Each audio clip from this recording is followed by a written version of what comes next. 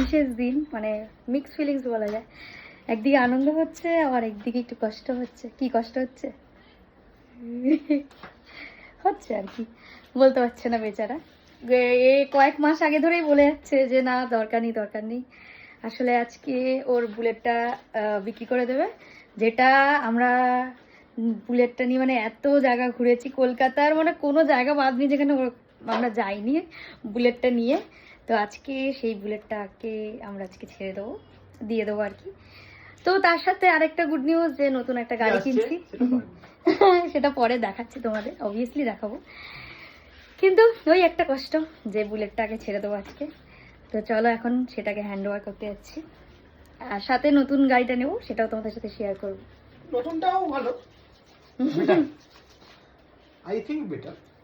দেখা যাক, আমরা বেটার বললে তো হবে না।